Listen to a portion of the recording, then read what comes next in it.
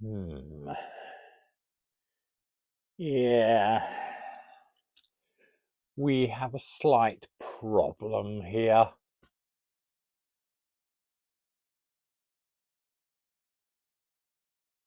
What ho, everybody? Ian here, and a cautionary tale about wagon lengths and measuring twice and cutting once this week. So I knew everything was going too well on the Kuru project. I got the layout wired, I got my DCC controller, and I plugged all that into the layout, and I have test run DCC trains, as you can see from this film here. So things are going well. I was feeling really good, and then I started to, as I was doing the little bit of testing, the shunting practice, I noticed a problem. This is the head shunt for the front siding for the Kuru project, and it's just not long enough for the GE 44 tonner and two 40-foot box cars. The wheel of the leading box car sits right on the point where the blade meets the stock rail, so you can't change the point.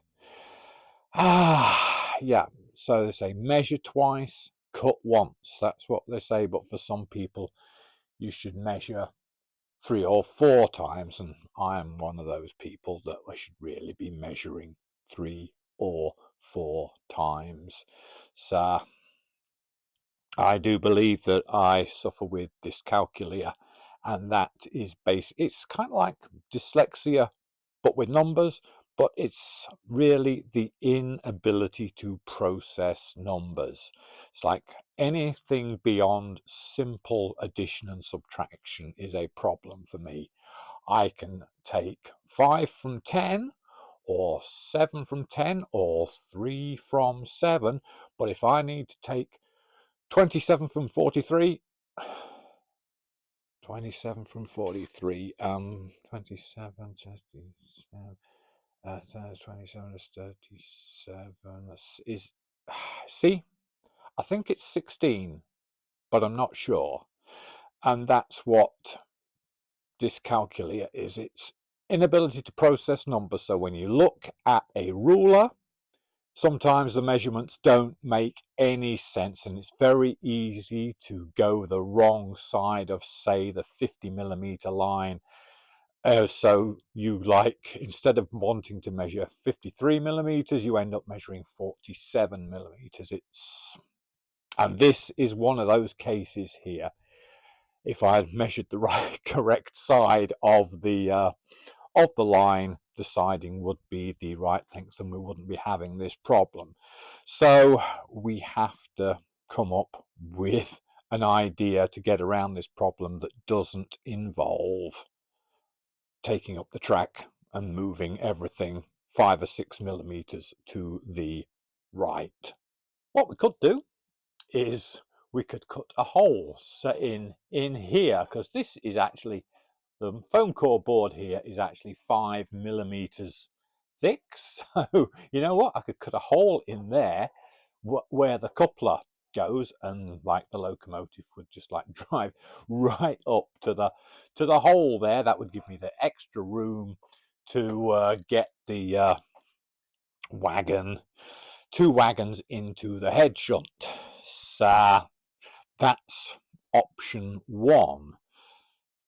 Here is the back corner of the back left-hand corner. Now this line was originally planned to be going off stage to a ghost industry, and then I've been thinking over, actually modeling the edge of this ghost industry here, and then we could actually model it here on the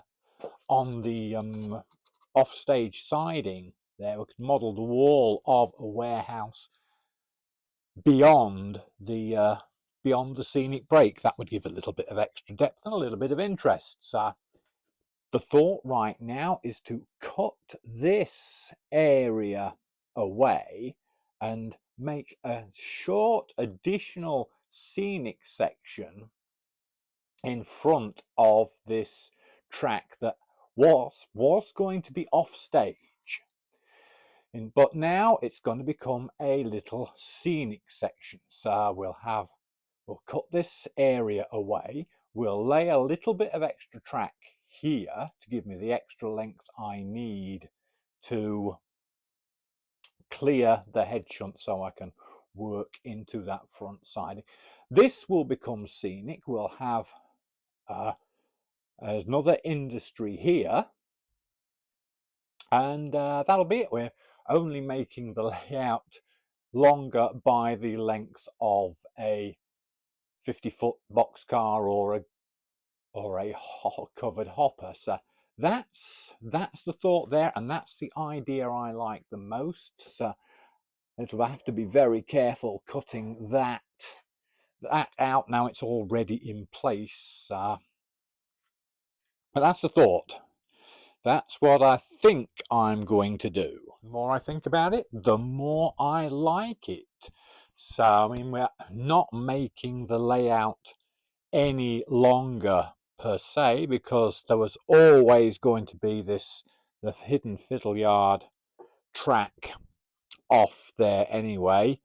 And now the ghost industry is actually a real industry. And we'll just extend this track in the front here off stage. It only needs to be a little bit longer here, and we can just model this as just waste ground and then a wall of another warehouse back there. So really like the idea. I think that is going to work. It's certainly a very passable solution to the problem. So yeah, that's the scoop. We had a problem and we solved it. We've created a little bit extra for the layout, and I'm sure that will work very, very well indeed. It just goes to show that things aren't perfect all the time, and you should always keep your eyes and ears and brain open to other ideas. And so we now have a little bit of extra layout, but it's not going to make any difference. So I think the layout is still going to be as interesting to look at, and in fact even more interesting to look at than before. So you're feeling, I'm fired up and feeling really good again. So in the meantime, just remember, build that model, lay that track, run that train, but above all, have fun. We'll talk to you again soon.